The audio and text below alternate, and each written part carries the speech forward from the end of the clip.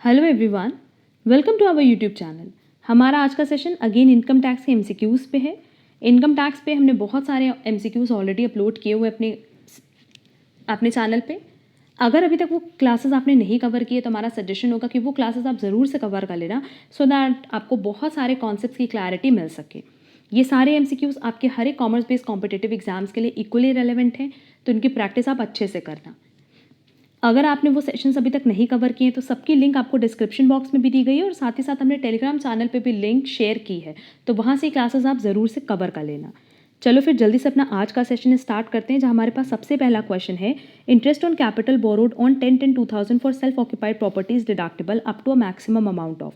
अब देखो, ये क्वेश्चन डिस्कस करने के पहले हम एक कॉन्सेप्ट क्लियर करना चाहते हैं कि अगर आपने लोन लिया है, दैट इज़ कैपिटल बोरो किया, और उस पर इंटरेस्ट का पेमेंट कर रहे हो तो कुछ लिमिट तक उस पर डिडक्शन मिलता है। अगर ये लोन आपने लिया है एक ऐसी प्रॉपर्टी के लिए जिसको आप लेट आउट करने वाले हो, और इस लेट आउट प्रॉपर्टी के लिए भले आपने लोन लिया है for acquisition purpose, construction purpose, repairing purpose और रिकंस्ट्रक्शन पर्पस, तो जो भी आपने एक्चुअल इंटरेस्ट पे किया उसका डिडक्शन मिलेगा। बट अगर मान लो आपने लोन लिया एक ऐसी प्रॉपर्टी के लिए जिस पे आप खुद रहना चाहते हो, that is self occupied house के लिए, तो उसमें ना कुछ क्लॉजेज हैं। जैसे पहला क्लॉज ये है कि अगर आपने लोन लिया है एक्विजिशन या कंस्ट्रक्शन के लिए और ये लोन लिया है 1/4/1999 के बाद, तो उस केस में डिडक्शन मिलेगा 2 लाख का। और अगर एक्विजिशन कंस्ट्रक्शन के लिए लोन लिया है बिफोर 1/4/1999, तो डिडक्शन आपको सिर्फ 30,000 का मिलेगा। क्लियर? अच्छा, अगर आपने लोन लिया एक ऐसी प्रॉपर्टी के लिए जो कि सेल्फ ऑक्यूपाइड करोगे, और लोन आपने किस पर्पस के लिए लिया है, फॉर रिपेयर और रेनुअल, तो उस केस में भी आपको डिडक्शन सिर्फ 30,000 का ही मिलेगा इंटरेस्ट पे। तो अब ये टॉपिक जिससे रिलेटेड क्वेश्चन नंबर 126 एंड 127 है, होपफुली सबका क्लियर होगा कि अगर आपने कैपिटल बोरोड किया और उस पर इंटरेस्ट पे कर रहे हो, किसके लिए? हाउस प्रॉपर्टी के लिए। वो हाउस प्रॉपर्टी लेट आउट करना है, तो उस हाउस प्रॉपर्टी के लिए भले आपने एक्विजिशन के लिए, कंस्ट्रक्शन के लिए, रिपेयर के लिए, रिकंस्ट्रक्शन के लिए, किसी भी पर्पस के लिए लोन लिया हो, उस पर आपने जितना इंटरेस्ट पे किया होगा उसका आपको डिडक्शन मिलेगा। बट अगर वो हाउस प्रॉपर्टी आप सेल्फ ऑक्यूपाइड करोगे तो उसमें कुछ कंडीशन है। पहली ये कंडीशन है कि अगर एक्विजिशन या कंस्ट्रक्शन के लिए लिया है तो उसमें दो चीज़ ध्यान रखना कि 1/4/1999 के बाद लिया है तो 2 लाख का एग्जेम्पशन मिलेगा, एंड 1/4/1999 के पहले लिया है तो 30,000 का एग्जेम्पशन मिलेगा। एंड ये जो सेल्फ ऑक्यूपाइड हाउस प्रॉपर्टी है, इस पे आपको रिपेयर या रिकंस्ट्रक्शन का काम कराना है, तो उस केस में जो इंटरेस्ट का डिडक्शन मिलेगा ओनली 30,000 तक के लिए ही एप्लीकेबल है। तो क्वेश्चन देखो, फर्स्ट क्वेश्चन बोला था interest on capital borrowed on 10/10/2000, मतलब 1999 के बाद की बात कर रहा है, for self occupied property is deductible up to a maximum amount of 2 lakh. और ऑप्शन में मेरे पास 2 लाख नहीं दिया, तो करेक्ट आंसर होगा D, none of the above.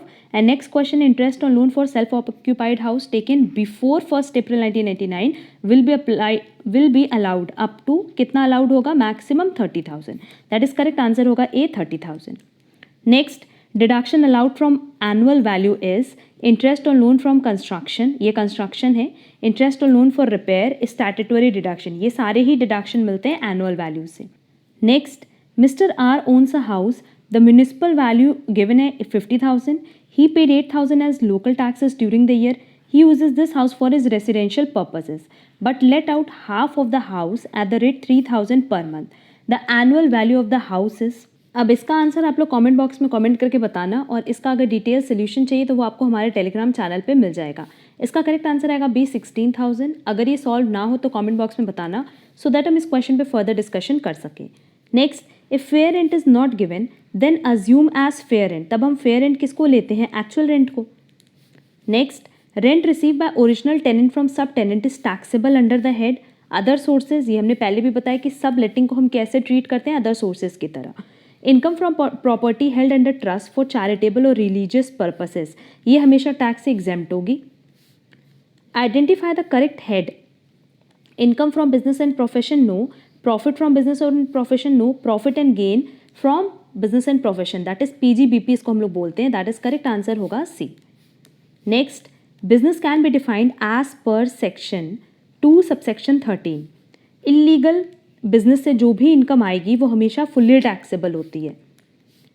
Expenditure on scientific research, ये किस सेक्शन में डिस्कस किया गया? 35। Any payments made outside India and TDS is not paid then it is allowed.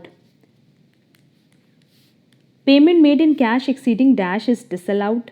पहले ये लिमिट 10,000 थी, पहले ये लिमिट 20,000 थी, अब ये लिमिट 10,000 कर दी गई है कि अगर आप कोई भी कैश पेमेंट कर रहे हो 10,000 से ज़्यादा तो फिर वो डिसअलाउड हो जाएगा। तो करेक्ट आंसर होगा 10,000।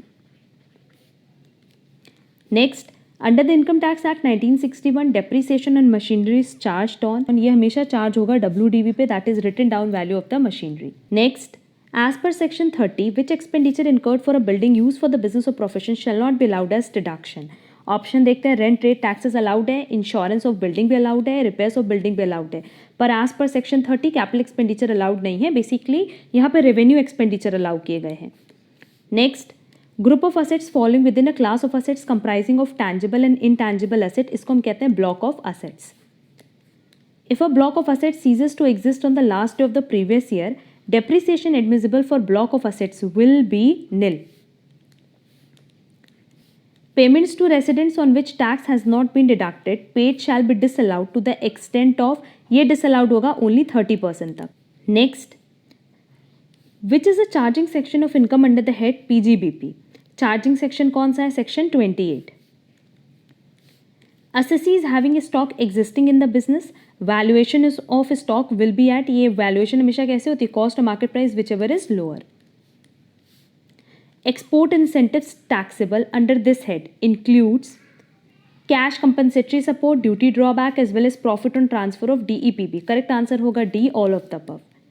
Which of the following conditions are to be fulfilled for charging an income under the head PGBP? Option देखते हैं, there should be profit and gain, business और profession must be carried on by the SSE, business और profession should be carried on at any time during the previous year. Correct answer होगा D, all of the above. Next, which of the following are included in business according to section 2 subsection 13? Trade भी include होगा, commerce भी include होगा, as well as manufacture भी include होगा। Correct answer होगा D, all of the above. Circulars and notifications are binding on the income tax authorities. Who amongst the following confers on the power to issue circulars and classifications? CBDT. Amendments by the Finance Act are made applicable from first day of next financial year. As per section 2 subsection 31, the following is not included in the definition of person.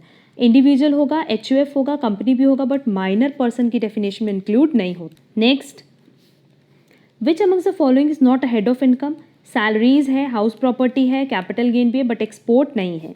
Which of the following is not included in taxable income?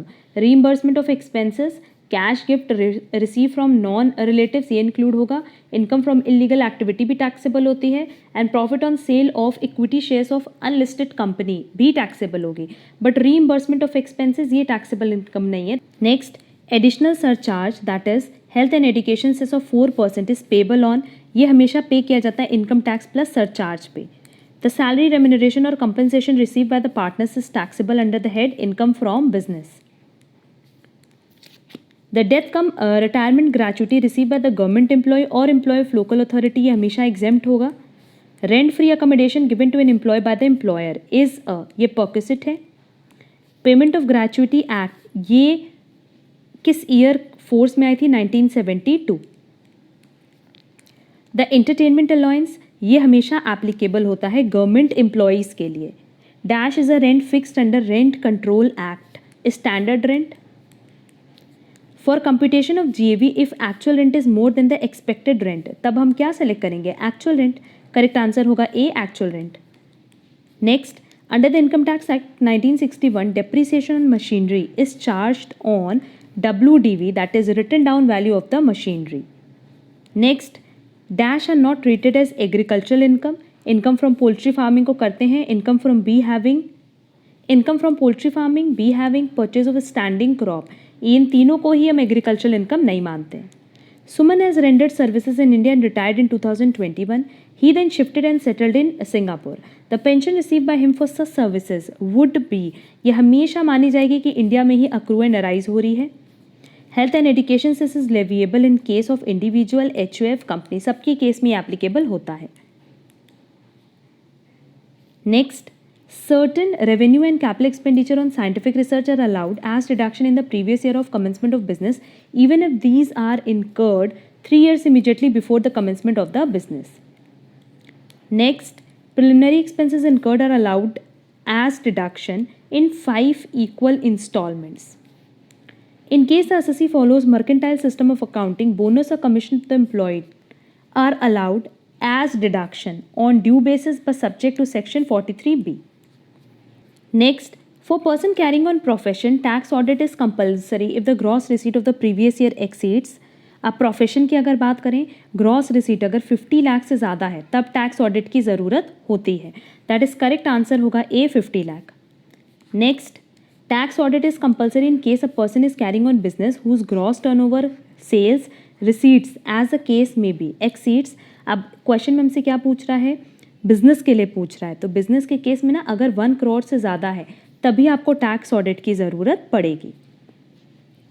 अच्छा, यहाँ पे ही आप एक और point समझ लो कि अगर किसी पर्सन ने प्रिजम्पटिव टैक्सेशन स्कीम चूज़ की है तो उस केस में अगर उसकी टर्नओवर 2 करोड़ से ज़्यादा है तब उसको टैक्स ऑडिट की ज़रूरत पड़ती है.